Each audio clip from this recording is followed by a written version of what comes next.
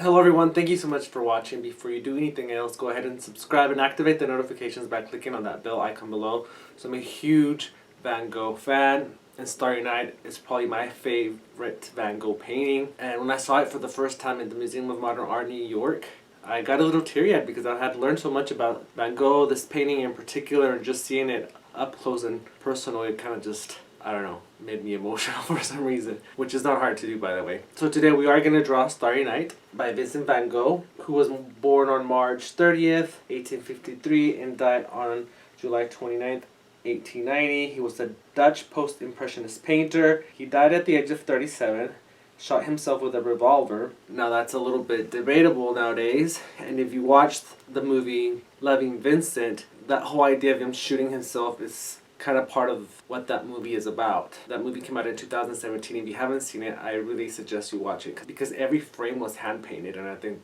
that's super cool. Now, Starry Night, Vincent van Gogh painted it in June 1889. It's an oil painting, and he painted it after he had voluntarily went for care at the St. Remy Asylum. This happened after, the self-mutilation that took place, him ripping his ear apart. And this view in this painting is from his window at the asylum, right before sunrise. But what you see there is just an imaginary village. That wasn't really what was there. And this painting has been in the Museum of Modern Art in New York City since 1941. So today we're going to paint that, so grab your pencil, Sharpie, and actually I think I have to take this off because the lighting in here is really bright and it's making me sweat.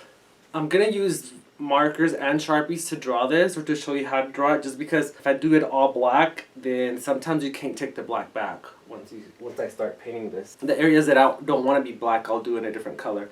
I've already done some preliminary lines, so let's get started. The original painting is more square, this is rectangular, so it's going to be off a little bit. So we're going to start off with this trunk that's right here on your left hand side, and it's a very organic shape, so just start and then kind of just bring the line down, creating an organic shape.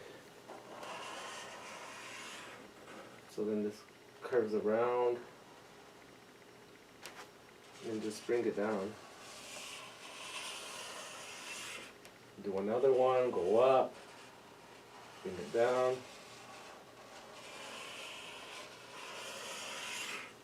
And then the top one almost reaches the sky. I mean the edge of your paper at the top. We'll do another one here.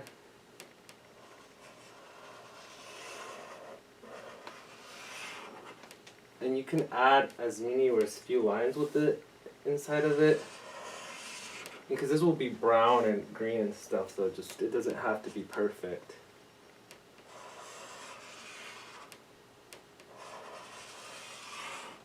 And it's a good thing to have the reference that way to look at and make sure you're staying true. I mean, but you don't want to stay true unless that's what you want to do. Sometimes it's cool to do your own thing, but I want to stay a little bit true to it.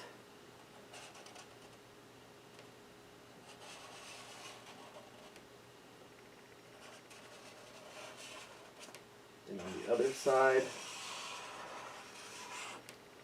So this could be really any which way you want it to be, as long as there's some sort of stump here. Now then there's a gust of wind, like a swirl right here, that I'm going to do with blue because I don't want it to be black. Start about right here and then just take it back all the way to the edge of the paper, and then you're going to bring it and curve it in.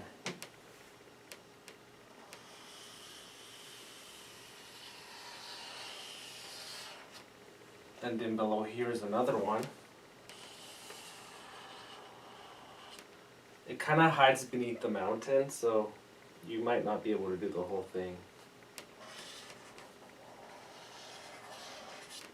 And then from here, it gets skinny, then big, and skinny, so keep that in mind. So, and then you double back out. A very S-shaped type of move, I feel like. Now right here I'm going to draw the mountain.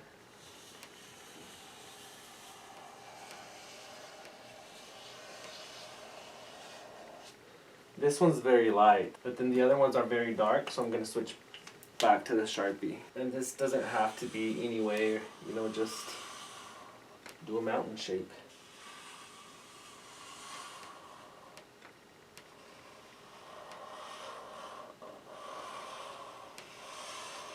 So there's 1, 2, and then 3. Let me take another look. Alright, so right here there's like shrubs, which you can just do with little lines that look like commas, I guess. And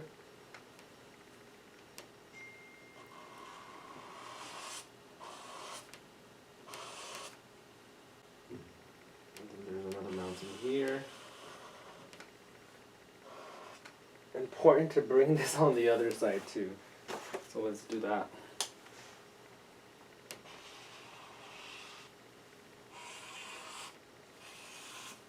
Here there's a lot of shrubs as well, so add circular shapes. These will be shrubs. Now I'm going to get a yellow marker for the moon, which is up here. I guess this looks more like orange. And then there's a circle, like a little halo around it. And then there's stars throughout here. You can put as many or as few as you want. They're just patches of yellow circles. So we'll add another one down here. Another here. Another here. Another one here. So just however many fit in your composition. Now down here is where there is a village, so you're just gonna add houses. And I'm gonna first start with the church-like one that's in there. So just like triangle for the roof, rectangle for, you know, the house. You can kind of take it at your own pace here and just do whatever feels good for you, whatever fits in your paper.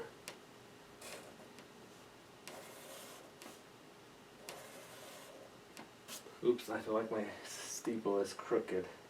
And then just keep doing however many you want.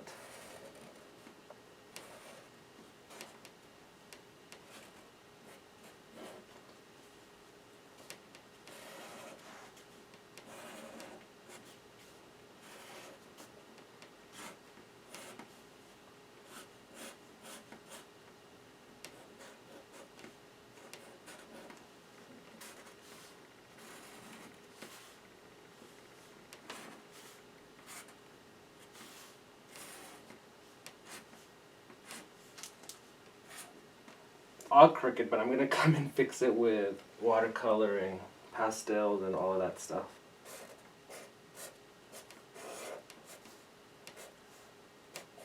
There's also bushes here.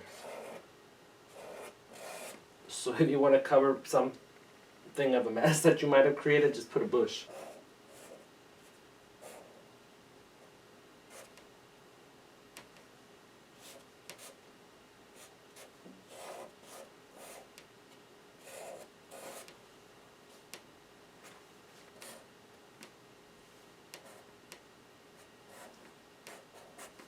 Like I said, there's like small bushes all throughout.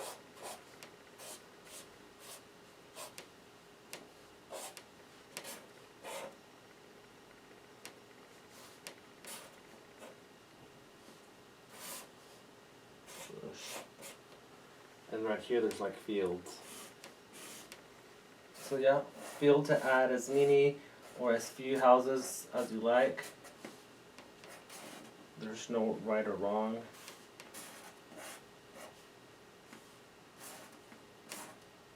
Trees, once again, they're in this bush shape.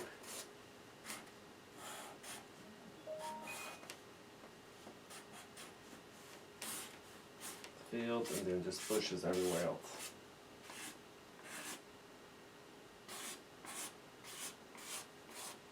And there you have it. I mean, you have a rough drawing of what it's going to look like. What's going to make this look good is how you incorporate color and pattern and just build and layer with paint or pastel or acrylic, whatever you're going to use.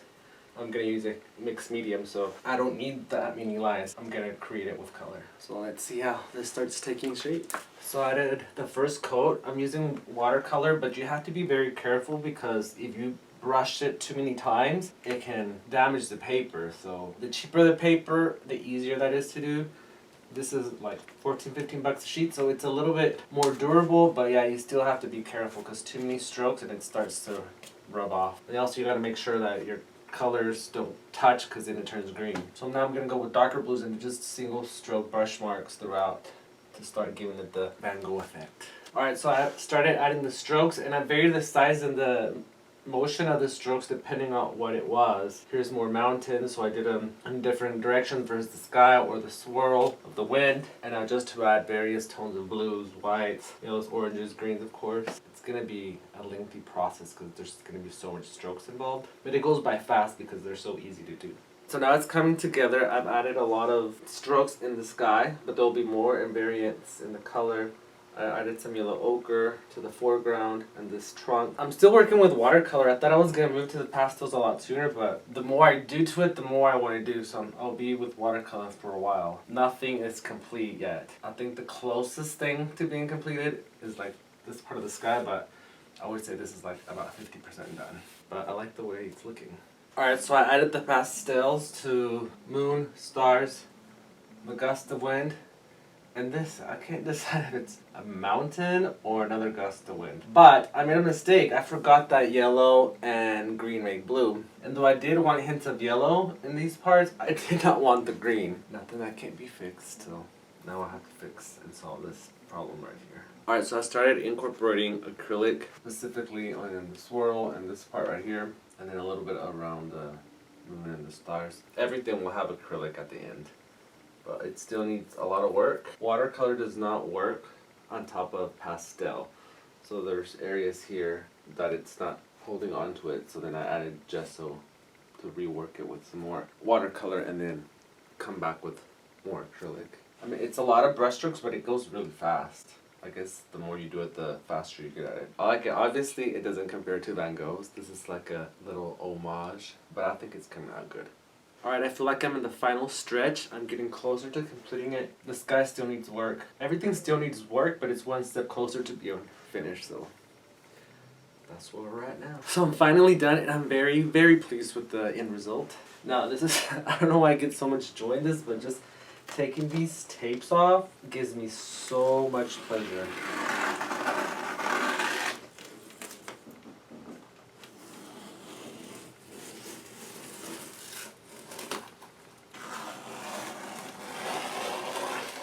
I can't take this one off because it will fall down, but there's something about just seeing these crisp lines around it. I don't know, I think it just makes it look clean and pristine. I'm really pleased with it. Alright, so I am done. I think I already said that, but I already took the top tape off. Let it completely dry so it can be framed. But anyway, that's all for today's tutorial. Let me know what you thought. Was it easy? Was it hard? What would you like me to do next? Leave your comments all below. Make sure to subscribe and activate the notifications, and that's it for now. Adios y bye. Oh, let me just zoom in so you can take a closer look.